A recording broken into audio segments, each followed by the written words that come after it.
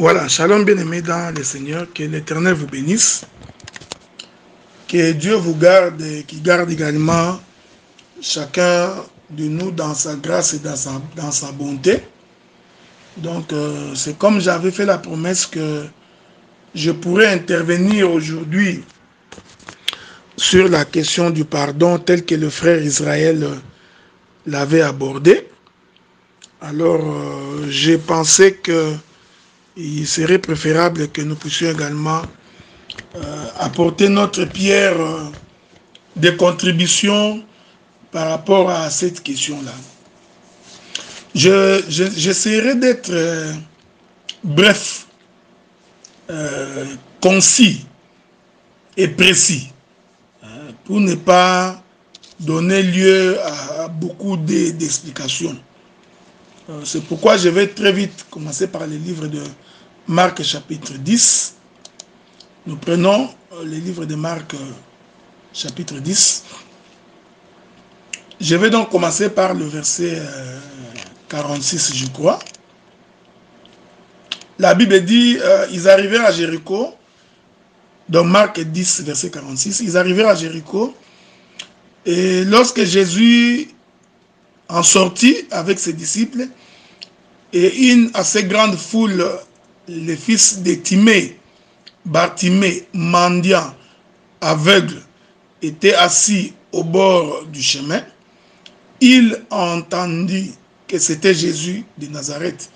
Il s'est mis à crier, fils de David, aie pitié de moi. Dans d'autres versions, pardonne-moi, fais-moi miséricorde et aie compassion de moi. Plusieurs les reprenaient pour les faire taire, mais il criait beaucoup plus fort, fils de David, aie pitié de moi. Jésus s'arrêta et appelait-les. Et il dit appelez-les. Ils appelèrent l'aveugle en lui disant, prends courage, lève-toi, il t'appelle. L'aveugle jeta son manteau et se leva d'un bond et vint vers Jésus. Jésus prenant la parole lui dit, que veux-tu que je te fasse? Rabouni, lui répondit l'aveugle, que je recouvre la vue. Jésus lui dit, va, ta foi t'a sauvé. Aussitôt, il recouvra la vue et suivit Jésus dans le chemin. Voici le texte que je vais utiliser pour expliquer le pardon. Premier élément à retenir, c'est que l'homme était aveugle et mendiant, c'est-à-dire c'était un homme qui ne voyait pas, il était dans les ténèbres. Ainsi nous comprenons que cet homme qui est aveugle et mendiant, donc c'est celui qui n'a aucune source de revenus, qui n'a aucune capacité. C'est Bartimée. Bartimée, c'est donc cet homme qui était dans le ténèbre. Voyez-vous? Parce qu'un aveugle, c'est celui qui est dans les ténèbres. S'il était question de faire un enseignement, je rentrerai dans les jardins pour dire que quand la Bible dit que l'Esprit de Dieu s'est mouvé au-dessus des eaux, il n'y avait que des ténèbres à la surface de l'abîme et que la terre était sous l'eau. Nous comprenons que cette terre, c'était aussi l'image de Bartimée. Donc, la terre qui était sous l'eau, c'était Bartimée, mendiant et aveugle, qui avait besoin d'être éclairé. Je voudrais préciser que le pardon, c'est quitter des ténèbres à la lumière. C'est-à-dire que celui que le Seigneur pardonne, cet homme-là doit être éclairé. Il doit donc porter la lumière. Voyez-vous? Donc, le frère Bartimée était dans le ténèbre. Le frère Bartimée était aveugle. En d'autres termes, il ne voyait pas. Or, celui qui ne voit pas, il est par conséquent dans le péché. Voyez-vous? Ici, Bartimée va donc représenter tout homme, toute l'humanité qui vit dans le ténèbre, qui vit dans le péché. Je précise pour expliquer le véritable sens du pardon selon la doctrine des apôtres. Parce qu'aujourd'hui, beaucoup de gens pêchent à longueur de journée. Beaucoup de gens, ils prennent plaisir dans le péché et ils pensent que le simple fait de se tenir devant les gens ou devant son frère ou devant sa soeur et de dire « pardonne-moi », ils pensent que c'est ça le pardon. Je voudrais dire ceci, frère. Ce n'est pas parce que quelqu'un te dit de le pardonner parce qu'il t'a offensé que cela veut dire automatiquement, comme on dit ipso facto, que Dieu l'a pardonné. Non, non, non, non, non. Ce n'est pas parce que je t'ai dit pardon et que toi tu dis que tu m'as pardonné, cela suppose que Dieu aussi m'a pardonné. Non, ce n'est pas comme ça qu'on comprend l'évangile. Dieu a sa manière de pardonner. Nous allons observer ça à la lumière des Écritures. Pourquoi je l'ai dit? Je l'ai dit parce que beaucoup de nos frères, beaucoup de nos sœurs, au nom de la prédestination, au nom de l'élection de Dieu, se complaisent dans le péché. Ils vivent dans l'iniquité, mais ils sont capables de se lever un matin et de dire « Frère, j'ai été insulté, je te demande pardon ». Ce n'est pas ça le vrai pardon. Observez les Écritures très bien avec moi. C'est pourquoi je voudrais être précis. Donc, premier élément à comprendre ici avec Bartimée, c'est que Bartimée qui implorait le pardon de Dieu, c'était la condition d'un homme qui était dans le péché, qui était aveugle, c'est-à-dire il était dans le ténèbre. Voyez-vous, quand on est dans les ténèbres, c'est-à-dire qu'on est loin de Dieu. Considérez que lorsque Adam a péché et que Dieu l'a chassé du jardin, Adam a commencé une marche dans le ténèbre. Adam, c'était un homme aveugle et mendiant. Voyez-vous, frère, je voudrais dire ceci.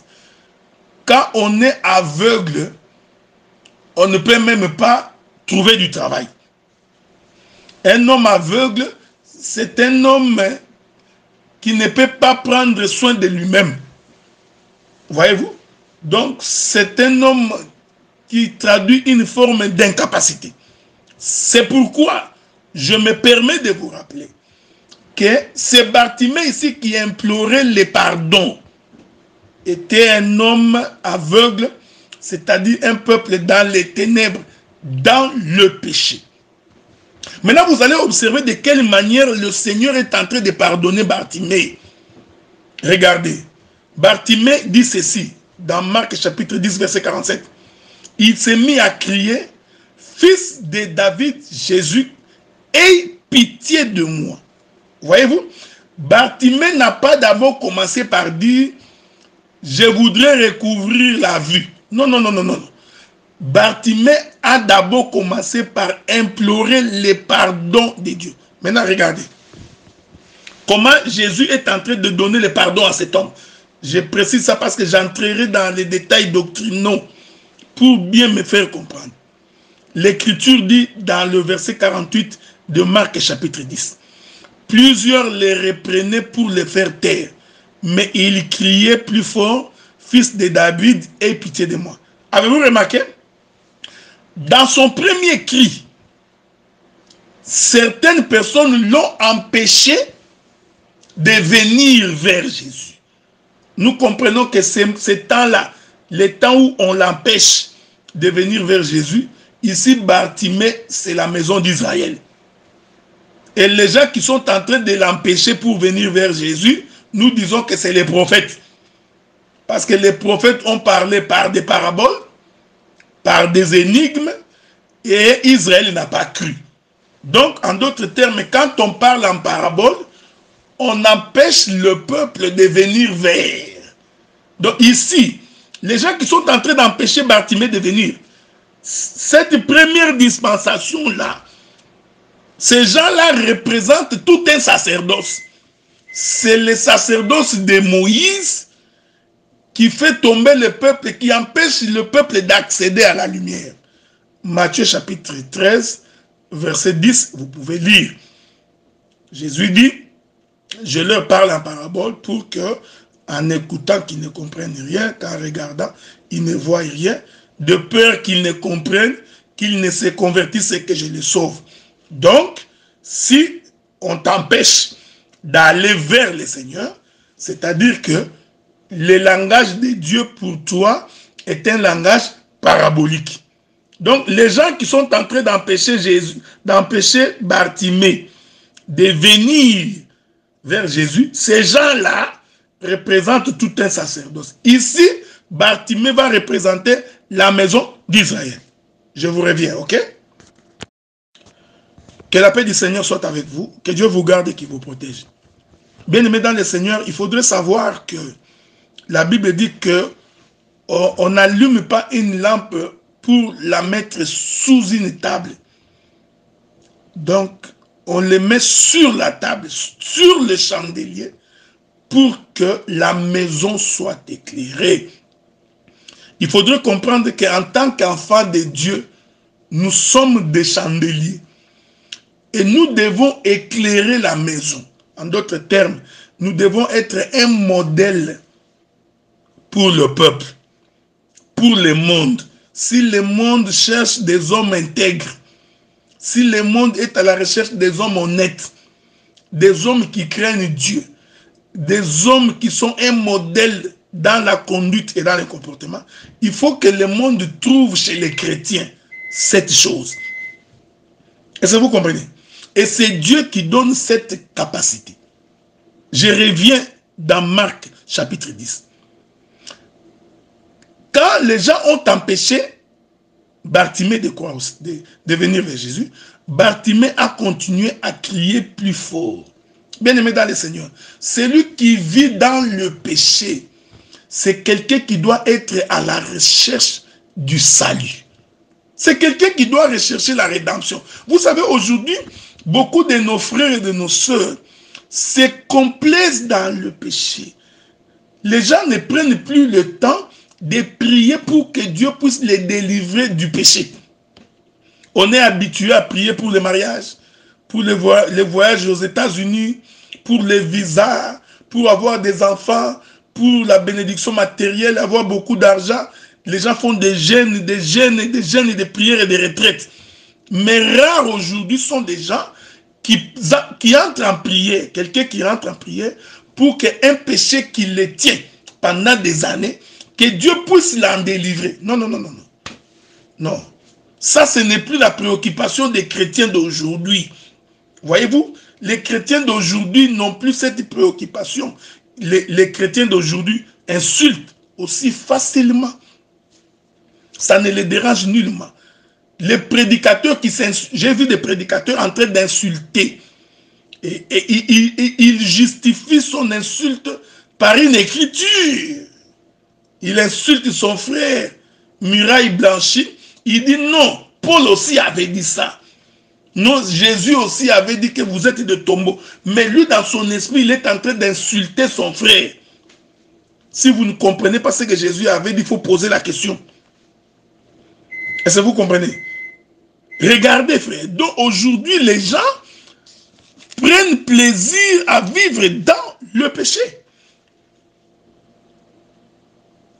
Au point où nous sommes devenus la rusée de beaucoup de gens. Nous sommes devenus beaucoup de gens de ce monde se moquent des chrétiens, ils se moquent des gens qui prient à cause justement de notre manière de vivre. Mais regardez comment Dieu pardonne, frère. Je me permets d'être votre pasteur aujourd'hui. Je préfère ne pas beaucoup parler comme un docteur. Parce que je voudrais que l'on saisisse l'essence du vrai pardon. Frère, le pardon, on le recherche. Le pardon exige un état de supplication. Bartimée criait, il insistait. C'est-à-dire, il suppliait pour que Dieu puisse les pardonner. Et celui qui demande pardon doit être dans une situation de quelqu'un qui a de l'amertume, qui est meurtri dans son propre intérieur, qui implore la clémence. C'est ça la miséricorde de Dieu. On implore la miséricorde. Et celui qui implore doit être dans un état de celui qui cherche vraiment miséricorde. Non, non, non, non. Aujourd'hui, les gens demandent pardon comme s'il était assis sur une chaise de royauté. Bien-aimé dans le Seigneur, bon, pardonnez-moi, quoi. Donc, il parle, vous sentez que la personne qui demande pardon ne comprend pas, ne réalise pas la gravité de sa situation. Hein? Vous sentez qu'en lui, il n'y a pas l'amertume. Il n'a pas les soucis de ce qu'il a fait comme acte. Donc, demander pardon est devenu comme une routine. C'est devenu comme une coutume. Voyez-vous? Donc, les gens sont tellement habitués avec Dieu comme on s'habitue avec des grands-pères. Donc, les gens ne craignent plus Dieu. Alors que la Bible dit, afin que les nations de la terre te craignent, ô Éternel. Nous devrions craindre Dieu. Trembler devant celui qui n'a ni commencement ni fin de jour. Non, non, non, non. Aujourd'hui, les gens prennent Dieu comme leur ami. Ils prennent Dieu comme son ami, comme son grand-père. Donc, les gens, c'est comme ça qu'ils sont. Regardez. L'insistance de Bartimée, Jésus va s'arrêter. Dès qu'il arrête, Jésus dit, appelle-les. La Bible dit, ils appelèrent l'aveugle. Ils, les mêmes là qui avaient empêché Bartimée de voir Jésus, c'est les mêmes maintenant qui vont maintenant appeler encore Bartimée qui viennent. Il faut faire attention. Ici, ceux qui ont appelé Bartimée vont ainsi changer l'image. Ça devient l'image des apôtres. Vous voyez, ceux qui avaient empêché, c'était les prophètes, c'était les sacerdoces de Moïse, mais ceux qui vont l'appeler, c'est les sacerdoces de la grâce. Parce qu'au temps de la grâce, le Seigneur nous a appelés. Au temps de la grâce, le Seigneur nous ramène dans sa maison. Mais au temps de la loi nous a éloignés de la maison de Dieu. Est-ce que vous remarquez ça? Ici, le double sacerdoce s'accomplit, frère. Il est en train de s'accomplir. Donc, les personnes qui ont empêché, les mêmes personnes-là, dans une première dispensation, ils représentent les prophètes. Mais quand Jésus s'arrête, c'est très important, ce n'est pas l'objet de mon intervention. Jésus s'arrêtait là, c'est un mouvement prophétique, c'est-à-dire que Jésus était en train de marcher. Vous voyez? J'aime ces choses. Il est merveilleux, hein? Regardez. Quand Bartimée était en train de crier, plusieurs personnes l'empêchaient, mais pendant ce temps, Jésus marchait. Tu vois, cette marche de Jésus-là qui marche pendant ce temps-là, c'est la course du soleil, c'est le temps de la loi. Maintenant, quand Jésus s'arrête, nous comprenons que c'est la fin de la loi, c'est le début de la grâce. Bon, vous voyez qu'ici, je peux faire sortir Jean-Baptiste si je veux. Donc, quand Jésus s'arrête là, c'est ça Daniel, les 70 semaines de Daniel. À la 69e semaine, le oué est retranché. Vous voyez? Le oué est retranché, c'est ça Jésus qui s'arrête. C'est pourquoi ce jour-là, quand Israël combattait contre Amalek, alors comme le combat était très difficile, très dur, alors Josué va prier le Seigneur. Il va dire, soleil, arrête-toi sur Gabaon. Parce que Gabaon, c'est le pays des étrangers, ok? Il va demander au soleil de s'arrêter sur Gabaon. Ce mouvement-là du soleil qui s'arrête sur Gabaon, c'est ça Jésus s'arrêta. Voyez-vous, frère? Donc ici, je suis en train de célébrer le mariage de Marc et de Josué. Donc, quand la Bible dit que Jésus s'arrêta, c'est ça le soleil qui s'arrête sur Gabaon. Pourquoi Jésus s'arrête? Parce qu'il doit sauver quelqu'un. Vous voyez? Donc, l'arrêt de Jésus ici, c'est ça la fin de la loi. Donc, la fin du sacerdoce mosaïque. Les prophètes ont prophétisé jusqu'à Jean. Donc, ici, Jésus s'arrête là. C'est Jean qui s'arrête. Est-ce que vous comprenez ce que nous disons? C'est pourquoi, à ces jours-là, quand le Seigneur se rendait, je suis dans Marc chapitre 9, je crois, si je ne me trompe pas, quand Jésus se rendait dans la maison de Jairus, quand la femme qui avait la perte de sang est venue toucher Jésus, Jésus va s'arrêter. C'est temps-là que Jésus s'arrête là. c'est la fin de la loi, le début de la grâce. Tout le temps que Jésus est en train de converser avec cette femme cananéenne, qui avait la perte de sang, non, avec la femme qui avait la perte de sang, toutes les femmes, oui, la femme samaritaine, je crois. Non, pas la femme samaritaine, la femme qui avait la perte de sang. Tout le temps où Jésus était en train de dialoguer avec la femme qui avait la perte de sang, tout ce temps-là, c'est un sacerdoce, c'est le temps de la grâce. Parce que Jésus s'est arrêté. C'est ce qui est arrivé avec Bartimée. Donc, quand Jésus s'arrête, il dit, appelez-les. Appelez-les ici, ce sont les apôtres. Parce que cette bonne nouvelle est annoncée en commençant par Jérusalem, Judée, Samarie, jusqu'aux extrémités de la terre. À qui est-ce que Jésus a donné cet ordre? Aux apôtres. Si aujourd'hui nous prêchons cet évangile, c'est parce que les apôtres nous les ont apportés. Donc ici, les gens qui ont appelé maintenant Bartimée, je viens de changer de tournure, ces gens-là vont représenter les ministres d'aujourd'hui. En d'autres termes, les apôtres qui vont dire à Bartimée, Bartimée qui recherchait quoi? Le pardon. J'insiste ça. Le pardon. Que le Seigneur vous bénisse. Est-ce que vous comprenez ce que j'ai dit? Bartimée recherchait le pardon. Regardez maintenant. Premier élément, pour que le pardon commence, Bartimée a d'abord entendu que Jésus a ordonné qu'on l'appelle. Premier élément, Bartimée a entendu. Deuxième élément, la Bible dit, prends courage, lève-toi. Ah, donc Bartimée, tout le temps qu'il appelait Jésus, il était couché par terre. Frère, vous voyez, regardez le pardon. C'est ce que moi j'appelle le vrai pardon. Tout le temps, tout ce temps-là que Bartimée criait, il était assis par terre. C'est-à-dire que Bartimée n'avait pas les pieds. Bartimée ne pouvait pas marcher. Parce qu'il était dans le ténèbre. La Bible dit, prends courage, lève-toi, il t'appelle. Voici le mouvement de celui que Dieu pardonne. Il va d'abord faire un déplacement. J'aime ces choses, frère. Si tu étais voleur, quand Dieu veut te pardonner du vol, frère, écoutez le sens du pardon. Si tu étais voleur, quand Dieu veut te pardonner du vol, Dieu doit te faire déplacer de l'état initial vers un autre état. Il faut, oh, je dis, ça c'est le vrai pardon. Le pardon n'est pas circulaire. Tu es en train de rond-point. Non, ça ce n'est pas le pardon.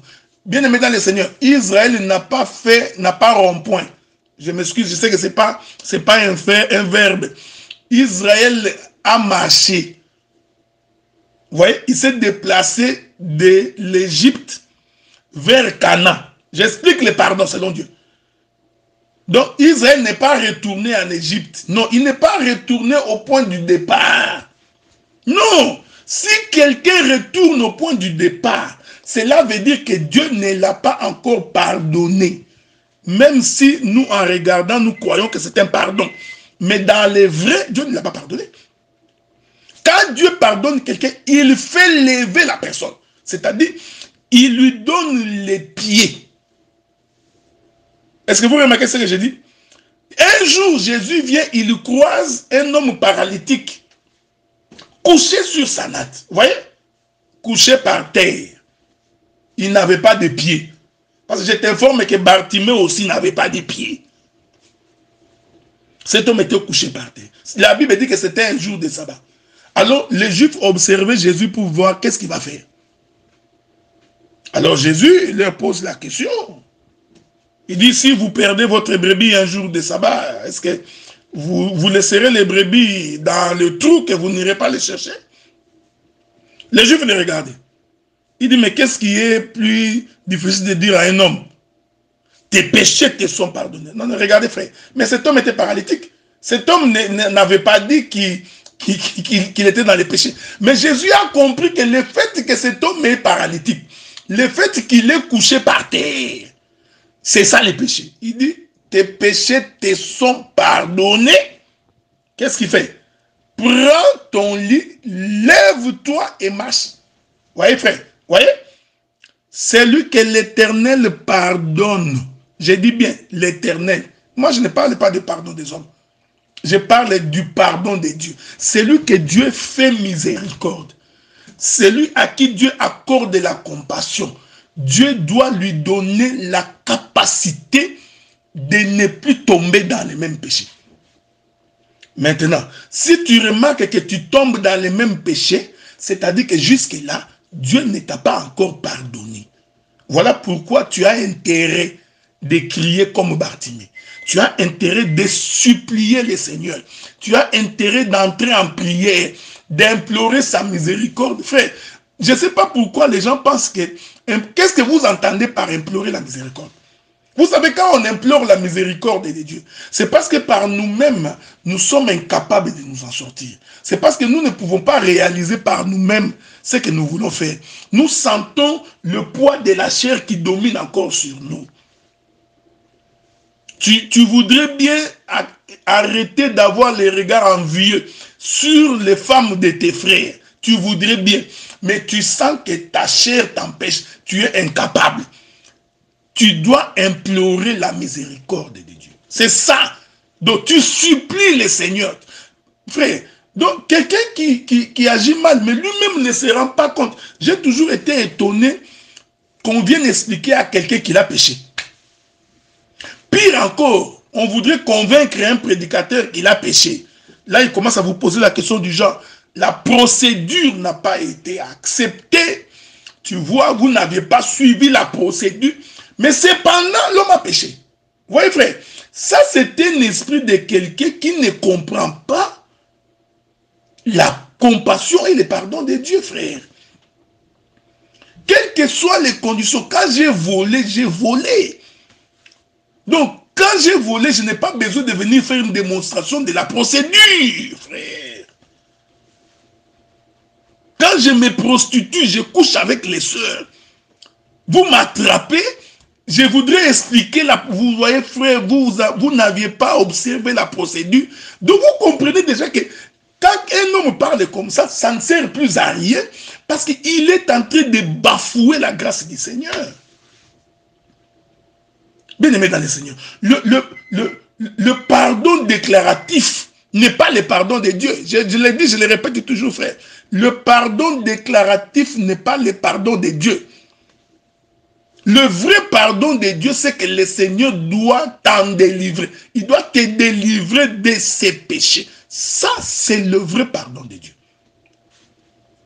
Le vrai pardon de Dieu, c'est que tu étais voleur, tu as arrêté de voler. Dès que tu arrêtes de voler là, c'est-à-dire que Dieu t'a donné le pardon. Je voudrais dire une chose. Dans le pardon de Dieu, il y a la puissance de la délivrance. Ça, c'est le vrai pardon de Dieu. Donc, un pardon sans délivrance n'est pas le pardon de Dieu. Quand Dieu pardonne, il donne la délivrance dans le pardon de Dieu. Donc, quand le pardon de Dieu, quand un pardon n'a pas la délivrance, ça devient comme le pardon des Blancs. Tu vois les Blancs? Il peut t'insulter et puis te dire sorry. Il va encore t'insulter, demain il dit encore sorry. Il t'insulte l'après-demain, il dit sorry. En fait, c'est devenu une formule de salutation. La Bible dit que quand il guérit, il dit va et ne pêche plus. Ici, frère, je crois qu'il est important. C'est pourquoi j'avais fait appel aux apôtres, aux pasteurs, aux évangélistes. Vous avez de la matière, mais vous ne voulez pas parler. C'est pourquoi des fois nous parlons à votre nom. Bien aimé, ça ce sont les fondamentaux de l'évangile. Je dis bien, frère, avant d'arriver aux interprétations de crocodiles, des hippopotames, des hirondelles, des autruches, de l'épervier, avant d'en arriver là, de nous expliquer les 7 sceaux, les âges de l'église, vous voyez, le 12e sceau, si ce 10e sceau a été ouvert, le 14e, tout ça c'est bien. Mais les fondamentaux de l'évangile, frère, c'est que l'homme doit abandonner la vie du péché. Et nous disons que quand Dieu accorde le véritable pardon, dans ce pardon, il y a la puissance de la délivrance. Bien-aimé, tu ne peux pas dissocier ces deux choses. Il n'y a pas de pardon sans délivrance. Et il n'y a pas de délivrance sans pardon. Donc si nous voyons quelqu'un qui dit demander pardon pour les mêmes péchés. Pendant 20 ans, 40 ans, 50 ans, donc nous comprenons qu'en réalité, Dieu ne l'a jamais pardonné. Parce que le pardon de ces messieurs ou de cette dame n'a jamais été un pardon sincère. Frères bien-aimés dans le Seigneur, on ne se moque pas de Dieu. Quand quelqu'un supplie Dieu sincèrement, son cœur meurtri, comme les publicains, vous voyez, le publicain, il dit, Dieu, je ne suis pas digne de me tenir au-devant de ta face. Je suis un pécheur. Aie pitié de moi. Aide-moi. Un homme comme ça, quand Dieu pardonne, il donne la puissance de la délivrance.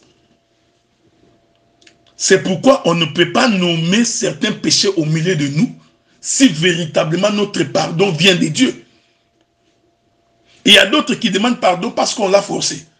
Donc il faut qu'il y ait des exhortations.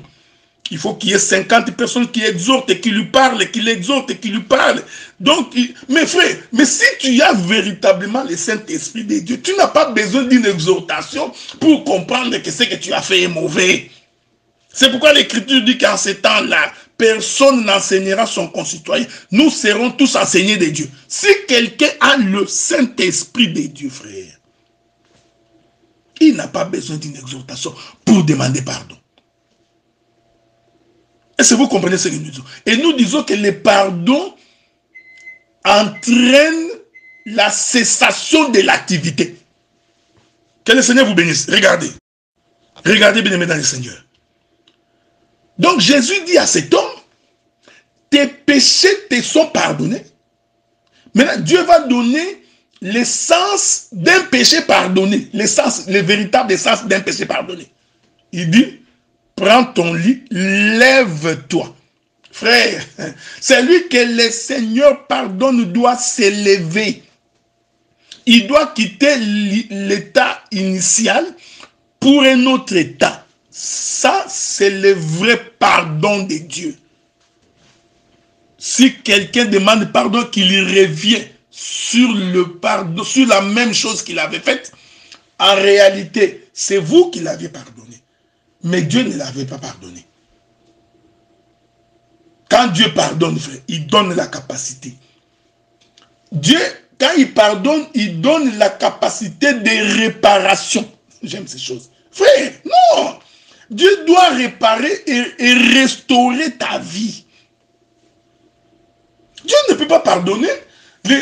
L'homme est pardonné, mais il est toujours dans la même situation. Donc il couche Isabelle aujourd'hui, il demande pardon, demain il va coucher Germaine.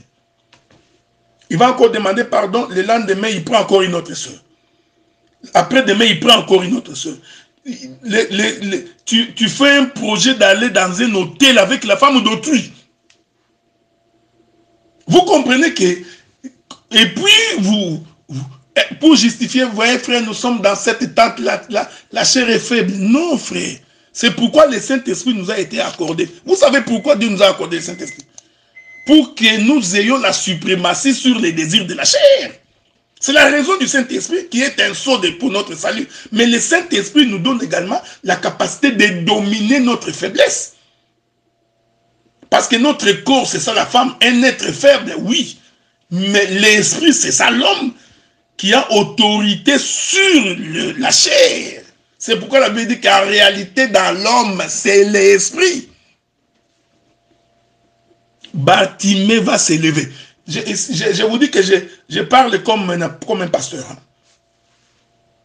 Je n'entre pas dans la révélation de ces choses. Bartimée va s'élever, frère, il s'élève. Deuxième élément après s'être élevé. Oui, Bartimée a eu les pieds. Frère, le pardon doit te donner les pieds pour marcher. Ainsi, nous comprenons que quand Israël sortait de l'Égypte, en réalité, c'était le pardon. Vous connaîtrez la vérité et la vérité vous affranchira. L'affranchissement, c'est une marche, frère. L'affranchissement, c'est un départ. Donc, quand Israël sort de l'Égypte, c'est ça même le pardon. Dieu nous a appelés des ténèbres à son admirable lumière. Si maintenant un péché te colle à la peau, comme les ulcères sur la peau de Job, il faut que tu demandes une délivrance. Il faut implorer, il faut des prières, il faut même entrer en jeûne. Si un péché te colle à la peau comme les ulcères sur le corps de Job, parce que les ulcères sur ta peau vont attirer les mouches, que tu les veuilles ou pas, les péchés attirent les mouches, frère. Les péchés attirent la mauvaise odeur. Les mouches vont venir. Regardez, frère. Dieu te délivre. Nous pouvons comprendre que tu étais un voleur. Dieu t'a pardonné du vol. C'est ça le pardon. Le pardon veut dire être délivré. Ce n'est pas déclaratif. J'ai dit, j'insiste, frère. Le pardon, il y a des gens qui se sont mis debout devant des gens demandant pardon. Mais lui-même, dans son fort intérieur, il sait qu'il n'a pas abandonné cette vie. Ouais? Il nous fait une pièce théâtrale, la mascarade. C'est pourquoi l'Écriture dit, nettoyez d'abord l'intérieur, l'extérieur le sera automatiquement. Ne faites pas semblant. Si tu sens que c'est ça ta faiblesse, demande l'aide, frère. Il faut demander l'aide. Dans la prière, il faut insister. Premier élément. Deuxième élément. Après que Bartimée s'est levé, regardez l'Écriture. L'aveugle jeta son manteau, s'éleva d'un bond. Bon, ce n'est pas l'objet de mon intervention. Parce que lever d'un bond, c'est tout un enseignement. Mais comme je suis en train de vous parler comme un pasteur, donc celui qui abandonne la vie du péché doit aussi abandonner son manteau. Cette étiquette qui te colle à la peau. Ce frère-là est un coureur de jupons. C'est un escroc. Quand il fait les affaires, il n'a jamais été honnête. On te connaît comme un escroc. Non. C'est un manteau qu'il faut abandonner. Dès que tu passes comme ça, tout le monde dit, ah, tu connais pas ce frère-là. Mais c'est le frère qui travaille avec Angoualima. Caverne de Ali Baba et les 40 voleurs. Donc, ça c'est le manteau que tu portes, frère. Quand la vraie, j'ai dit frère, ça c'est le vrai pardon. Le vrai pardon. Mon bien-aimé, Israël a expliqué ces choses, que c'est l'œuvre de la croix, c'est le sang de Jésus qui a été versé, c'est ça le vrai pardon. Oui. Mais concrètement, l'œuvre de la croix fait en sorte que nous abandonnions les péchés. Si le péché n'est pas abandonné, en réalité, Dieu ne t'a pas encore pardonné. Il peut te pardonner pour le vol, mais l'impudicité peut-être qu'il ne t'a pas encore pardonné. Est-ce que vous croyez? C'est comme il y a des gens qui ont commis des erreurs dans leur vie. Frère, j'avais dit à un frère ici, on ne se marie pas pour empêcher les péchés d'impudicité. Non, ça c'est du camouflage. Donc le frère est tellement impudique. Alors on s'est dit, oh frère, vous savez, pour calmer ses frères, vous savez, il y a des gens qui ont des raisonnements bizarres. Non, nous allons calmer ses frères. Comme il est incapable de garder sa culotte élevée, qu'est-ce qu'on va faire? Nous allons le marier. On va lui trouver une sœur. On va marier des frères. C'est comme si les gens pensent que le mariage va faire fuir l'esprit d'impudicité. Non! Quand quelqu'un est impudique, même dans un mariage, il est impudique. Il va être avec la femme de la maison. Il est toujours en train de regarder les sœurs. Quand quelqu'un est voleur, il va rester voleur. Même si, vous regardez frère. Non! Ça c'est raisonné comme les gens pensaient. Jésus était malin. Jésus était très intelligent. Il savait que Judas l'Iscariote était un voleur. Le fait de lui donner l'argent n'a pas calmé son vol. Oui, frère. Ce n'est pas le fait qu'on a donné à Judas l'Iscariote de garder l'argent, comme parce que Judas était un voleur. Ça, je vous informe qu'il était voleur. Donc, on va empêcher Judas l'Iscariote d'arrêter d'être voleur, on va lui confier la caisse de l'église. Il ne faut jamais confier la caisse de l'église à un voleur, croyant que quand il aura l'argent entre ses mains, ça va l'empêcher de voler. Au contraire, il va voler davantage. Donc, le fait qu'on a donné à Judas l'Iscariote la caisse de l'argent, cela ne l'a pas empêché d'aller vendre Jésus. Parce qu'il en voulait toujours. Ce n'est pas parce que quelqu'un est impudique. Je m'excuse. Parce qu'il est impudique. En les mariant, vous pensez que vous allez les calmer. Que le Seigneur vous bénisse. Voilà, bien-aimés dans le Seigneur. Donc, qu'est-ce que Bartimée fait? Il abandonne son manteau.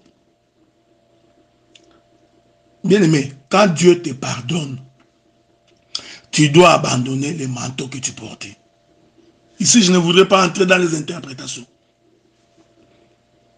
Parce que les manteaux, c'est aussi l'eau qui renfermait la terre au 3e jour. Quand Dieu fait sortir la terre des eaux le 3e jour, Dieu appelle cette terre sec. On va lire ça. C'est très important. Je suis dans le livre de Genèse. Dans son chapitre 1er. Lisons. La Bible dit ceci. Verset 9. Dieu dit que les eaux qui sont au-dessous du ciel se rassemblent en un seul lieu. Et que le sec paraisse. Cela fut ainsi. Dieu appela sec terre et il appela la main des eaux mer. Dieu vit que cela était bon. Vous voyez ça, frère? Donc, quand l'Esprit de Dieu s'est mouvé au-dessus des eaux, la terre était sous l'eau. Ce que je dis, c'est très important. Donc, l'eau était le manteau de la terre. Donc, la terre s'est couverte des eaux. Donc, ici, les eaux vont représenter les manteaux de la terre. C'est ça le manteau de Bartimée. C'est ça le manteau de Bartimée. Les eaux étaient renfermées dans la terre. Non, la terre était renfermée dans les eaux. Donc, les eaux ont couvert la terre. En d'autres termes, les eaux empêchaient la terre d'accéder à la lumière. La terre n'était que dans le ténèbre. C'est ça l'aveugle Bartimée. Et son manteau, c'est ça les eaux qui l'enveloppaient. C'est ce qui l'engloutissait. Jonas, dans le ventre du poisson, va dire, les eaux m'ont englouti, j'étais mort, enseveli. Est-ce que vous voyez ça, frère? Donc les eaux vont donc représenter la terre, non, les vêtements de la terre. Donc les manteaux de la terre. Qu'est-ce que Dieu fait? Il appelle la terre pour que la terre puisse sortir des eaux. Quand la terre sort des eaux, naturellement, la terre devrait être mouillée. Donc ici, je vais contredire les géographes et les climatologues. Les gens qui font l'étude de la géologie auront des difficultés ici, parce que techniquement, quand la terre sort des eaux, la terre est censée être mouillée. Allez à la plage, allez prendre la terre qui est sous l'eau, faites-la sortir, vous verrez que cette terre-là est mouillée. Mais regardez comment Dieu est merveilleux. Cette terre sort, Dieu va appeler ça sec. C'est-à-dire que Dieu l'a vidé complètement des eaux. C'est très important, frère. Ce que j'ai dit est très capital pour la vie. Quand Dieu t'appelle, frère, quand Dieu te pardonne, il doit ôter en toi la racine du péché. Tout ce qui t'est lié dans ta vie jadis, dans ta vie d'antan, dans le monde, frère, à moins que ça soit de la philosophie, mais le Dieu véritable, il doit te séparer d'eux. C'est ça, garde. Mets-moi garde au large. Vous voyez, ce n'est pas pour rien que Moïse, quand il a vu cette terre sortir des eaux, Moïse va appeler cette terre le sec. C'est-à-dire, cette terre a été dépouillée de toutes les eaux. Donc, tout ce qui était eau, mer, je ne sais pas moi quoi, fleuve, océan, qui était comme étant les vêtements de cette terre, quand la terre sort, Dieu appelle cette terre sec. C'est pour dire qu'il n'a aucun contact avec le monde où il était avant. Est-ce que vous comprenez? C'est pourquoi Bartimée, en se levant, il abandonne son manteau. Le manteau ici, ce sont les eaux du premier jour de la création. Mais c'est Bartimée-là qui sort, c'est lui, la terre qui sort des eaux, qui abandonne la vie du péché. Bien aimé, tout ça c'est la faute des pasteurs et des évangélistes. Vous ne prêchez plus le péché.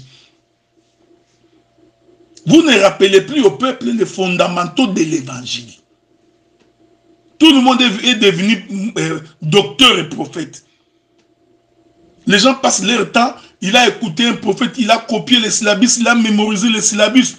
Il dort, il se réveille avec les syllabus. Il devient prédicateur des syllabus. Lui ne prêche que les 7 sceaux. Il est toujours dans l'Apocalypse. Vous allez voir tous les grands thèmes Apocalypse. La terre, la bête qui met les pieds sur la terre et sur les eaux. Quand est-ce que l'église va être, la trompette va être sonnée. Tout ça parce que les gens, c'est bien, ce n'est pas mauvais. Mais à force de lire les syllabus, les gens ont oublié les fondamentaux de l'évangile, frère. La base, les rudiments de l'évangile. Tu verras un homme, un prédicateur qui a de la haine, non pas du péché, mais la haine d'un autre individu. Tel prédicateur et tel autre, ils ne se parlent pas. Ils sont des ennemis. Depuis que je suis né, même quand j'étais dans le monde, je n'ai jamais vu ça. Des prédicateurs ennemis, ils ne se parlent pas. Je vous informe, mes frères, tu peux haïr le péché, mais ne pas haïr la personne. Si vous allez dans un deuil, des prédicateurs qui passent sans se saluer, mais on se pose la question, mais ces gens, ils viennent d'où? Ils passent sans saluer son frère. Mais la Bible dit que si votre justice ne dépasse pas la justice des pharisiens, vous n'entrerez pas dans le royaume.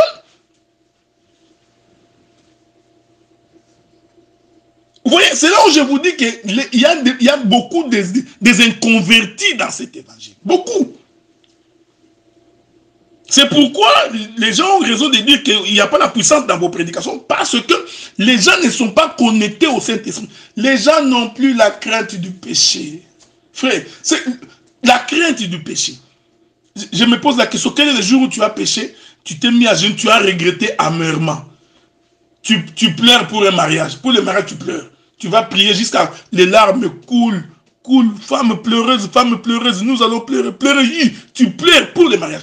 Mais pour les péchés qui te tiennent à la peau là, jamais tu n'as pleuré comme ça. Non, pour les péchés, tu ne peux pas pleurer comme ça. Tu pleures seulement pour le mariage. Le visa pour aller en Europe là, tu pleures, tu peux même dormir 21 jours dans la permanence, juste pour aller à Paris. C'est comme ça me rappelle les bouquets de l'étudiant noir, Kokumbo l'étudiant noir, voir Paris et mourir. Les gens pensent que dès qu'il va voir Paris, c'est fini. Là, il peut même mourir. Touche le sol du Paris, comme ça, il meurt. Là, tu dormiras 21 jours. Tu donneras les offrandes, la dîme, tu donneras les salaires, tu donnes. Mais pour les péchés, ça, tu ne perds pas comme ça.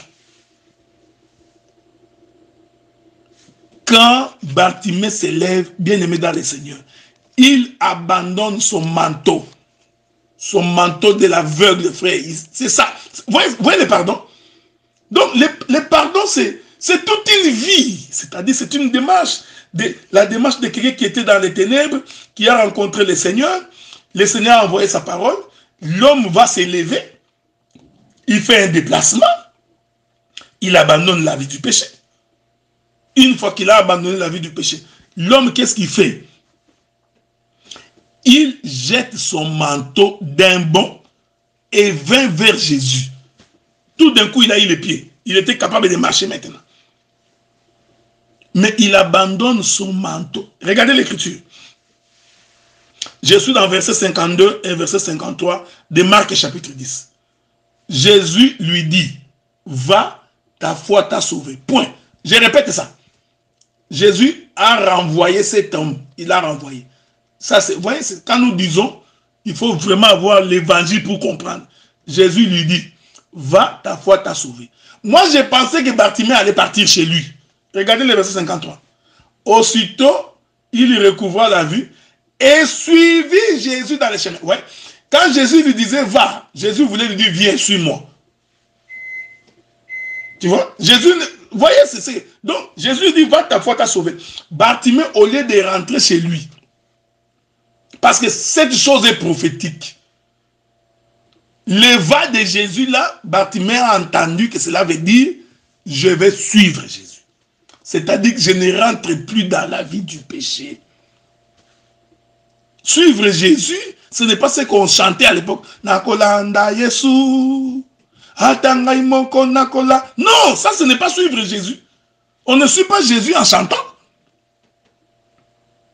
Suivre Jésus, c'est abandonner. Frère, ça c'est les fondamentaux de l'évangile. Quand quelqu'un vit encore dans les péchés, il peut faire son interprétation des 70 semaines de Daniel. Nabucodonosor, la vision d'Ézéchiel, c'est bien beau. Nous expliquer les 7 tresses sur la tête de Samson. Merveilleux. Très beau à écouter. Les renards qui envahissent les camps des Philistins. Alléluia. Mais si ta vie ne témoigne pas que tu as abandonné la vie du péché, tu es un fanfaron. Donc, des cymbales retentissantes qui font du bruit, mais qui ne donnent pas la vie. Il faut rappeler aux gens, rappeler au peuple qu'un enfant de Dieu, c'est un enfant converti. Vous verrez des gens, nous sommes réunis dans une plateforme de plus de 250-500 personnes. Un frère se permet, sans même craindre que dans cette plateforme, il y a des hommes de Dieu. Il se permet d'insulter l'autre. Donc, il ne se gêne même pas, frère. Il ne se gêne pas. Pour voir comment... C'est ce que j'appelle moi l'iniquité. Tu peux ne pas être d'accord avec ton frère, mais donner ton argument. Argumente. Dis, moi je trouve, voici l'écriture qui m'appuie. Non, non, tu verras l'autre. Non. Tu es diabolique. Tu es en train d'insulter. Parce que tu parles à quelqu'un. Il ne faut pas aller t'appuyer sur Jacques. Il y a beaucoup de gens qui s'appuient sur Jacques. Ah, il faut bien lire les textes de Jacques. Très bien lire ces textes-là. Il y a même des gens, ils sont devenus juges à la Cour suprême. Il va même te dire, tu iras en enfer. Tout simplement parce qu'un frère a un point de vue contraire avec ce qu'il dit. Lui conclut par dire, toi tu iras en enfer. Donc il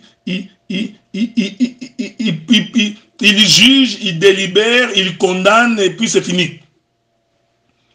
Et puis il vient s'appuyer, non, non, un homme spirituel juge de tout. Ce n'est pas de ce jugement-là dont il est question, que l'homme spirituel juge de tout. Ce n'est pas ce jugement-là. Je rappelle, frère, le vrai pardon de Dieu, c'est lorsque ce pardon-là contient la puissance de la délivrance. Et ça, c'est le vrai pardon de Dieu.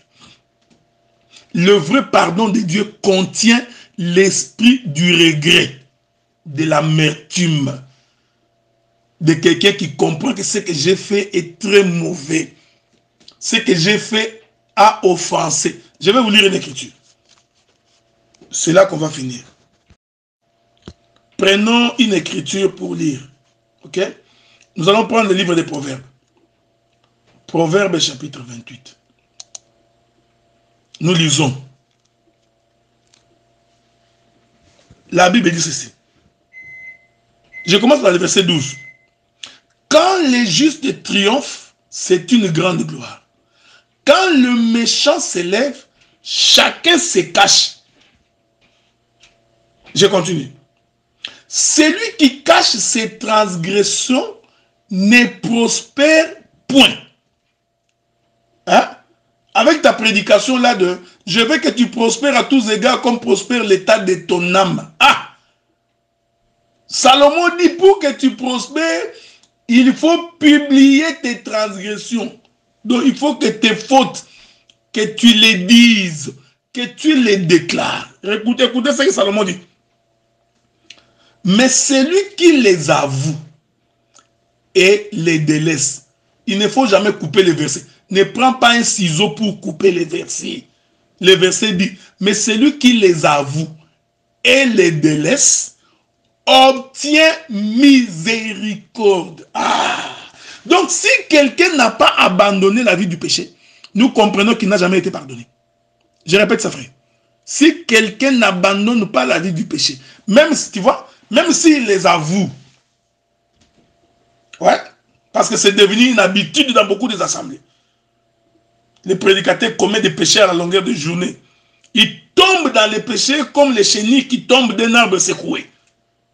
Maintenant, il a pris l'habitude, dès qu'il pêche, il se met devant les gens. Bien-aimé dans le Seigneur, je vous demande pardon. Il finit, après il vous pose encore la question. Est-ce que vous m'aviez pardonné, frère? Mais ça, c'est un courage qui m'a toujours étonné. Ça, regardez l'enfant prodigue quand il rentre chez son père. Il dit, Père, je ne suis même pas digne d'être appelé ton fils. Prends-moi même comme un serviteur. Vous voyez l'état de celui qui regrette son péché. Non, non, non, non. Regardez celui-là. Il se met debout devant les gens, la met dans sa poche, ou dans sa jupe, si c'est une sœur. Bien-aimé, je vous demande pardon. Que le Seigneur nous parle. Frère, que le Seigneur nous vienne en aide. Je vous demande pardon. L'assemblée dit Amen. Après, il vous pose encore la question. Est-ce que vous m'aviez pardonné? Non, frère. Ça, c'est vraiment l'attitude de quelqu'un que Dieu ne peut pas donner le pardon. Ça, je dis, c'est une attitude de quelqu'un. De quelqu'un qui ne comprend pas la raison pour laquelle nous prions le Seigneur. Et puis là, les gens vont crier, Amen, nous t'avions pardonné. Il continue. Dans tous les cas, si même vous ne me pardonnez pas, Dieu m'a déjà pardonné. Non, frère. Mais vous voyez, un inconverti, ça c'est vraiment être un inconverti. C'est quelqu'un qui se moque de Dieu. Celui qui demande pardon, il est dans une position d'humilité. Je dirais même d'humiliation. C'est quelqu'un qui comprend que je mérite la prison. Même si on me fouette, que la gloire soit rendue à Dieu. Parce que c'est ça, le chemin du pardon. C'est ça le vrai pardon. Le vrai pardon, c'est ça. Le vrai pardon, c'est reconnaître que ce que j'ai fait est mauvais. Et prendre la résolution de ne plus recommencer. Ah, j'aime ces choses, frère. Tu vois? Donc, tu dis ce que j'ai fait est mauvais. Éternel Dieu, désormais, je ne le ferai plus. J'ai dit bien, quand tu fais une telle déclaration, Dieu viendra à ton secours. Comme l'aigle qui vient soutenir ses petits. Parce que Dieu a vu en toi que tu regrettes vraiment ce que tu as fait. De telle sorte que, si même dans l'avenir, tu te trouves dans une position te permettant de commettre encore le même péché, tu ne le feras pas. Non, non, l'homme demande pardon. Pendant qu'il est en train de demander pardon, il est encore en train d'épier. Quelle est la sœur que je peux récupérer ici? Qui? Une brebis. Quelle est la brebis grasseuse ici que je peux avoir? Vous comprenez que ça, ce n'est pas le pardon, le vrai pardon. Le vrai pardon, c'est tu avoues ta faute, tu prends la décision de l'abandonner, c'est alors que tu obtiens miséricorde. C'est ce que Salomon dit. Proverbe chapitre 28, verset 13. Il dit, celui qui cache ses transgressions ne prospère point. Mais celui qui les avoue et les délaisse obtient miséricorde. Est-ce que vous comprenez? Donc pour obtenir la miséricorde de Dieu, il faut qu'il y ait abandon du péché. Quand quelqu'un n'a pas abandonné le péché, en réalité, Dieu ne l'a jamais pardonné. Quand tes péchés, tu es en compétition avec Jésus. La Bible dit que Jésus est le même hier, aujourd'hui et demain. Hier, aujourd'hui et pour toujours. Il n'y a que Jésus qui ne change pas, frère. Il n'y a que Jésus qui ne change pas. C'est lui le véritable soleil. Autour duquel la lune, la terre est en train de rôter.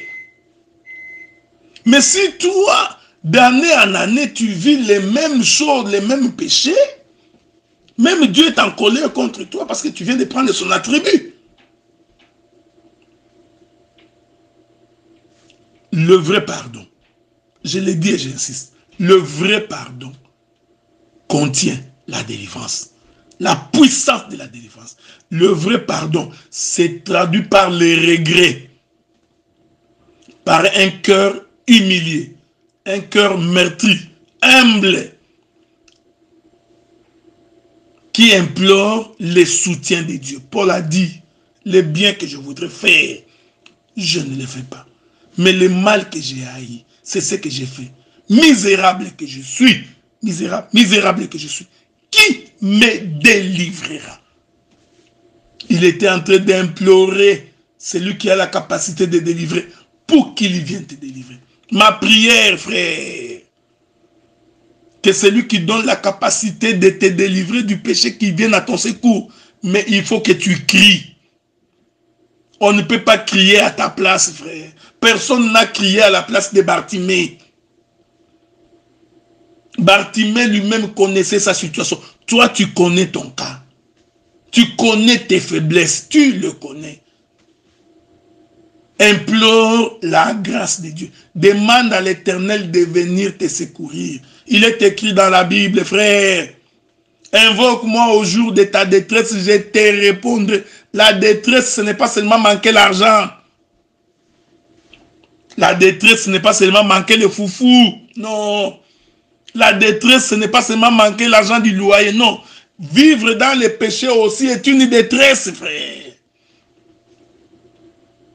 Alors invoque l'Éternel au jour de ta détresse. Et l'Éternel te viendra en aide, bien-aimé dans le Seigneur. Que le pardon, l'œuvre de la croix, ne soit pas seulement un discours. Mais c'est toute une vie. C'est la vie de la sainteté. La vie des gens convertis. Des frères à qui on peut faire confiance, frère. Qu'on peut te donner 3000 $, on vient 2 mois après, on te demande, tu donnes l'argent d'autrui. Ce sont des gens comme ça que l'on cherche dans cet évangile. Que tu sois cet homme que Dieu peut témoigner comme il a témoigné pour Job. As-tu vu mon serviteur Job? Un homme intègre et droit. C'est faisable sur cette terre des hommes. C'est possible de vivre la sainteté sur cette terre des hommes, frère. Car toute capacité vient de mettre l'univers. Alors quand tu implores celui qui donne la capacité, il te donnera. Dans le Seigneur. Je dis et je répète, le vrai pardon contient l'esprit de l'abandon, la puissance de la délivrance. Tu as péché contre ton frère. Quand tu lui demandes pardon, c'est avec l'esprit de la délivrance que tu ne vas plus recommencer. Parce que si tu recommences, nous comprenons que même quand tu viens demander la prochaine fois, c'est un pardon déclaratif. Ces peuples m'honorent de leurs lèvres, mais leur cœur est éloigné de moi. Des frères qui font des complots sur les autres frères. Il fait les projets pour piéger son frère. Il y a des gens comme ça. Dans une église, des chrétiens, il prépare une prédication dans l'intention d'aller bombarder son frère. Il fait des réunions contre... Ça c'est... Vous voyez frère, nous comprenons que tu n'as pas obtenu la miséricorde de Dieu. Que le Seigneur vous bénisse. C'était là mon intervention par rapport à cette notion du pardon. Que l'Éternel vous bénisse, qu'il vous garde et que la main de Dieu soit sur vous. Nous nous retrouvons la prochaine fois. Merci beaucoup.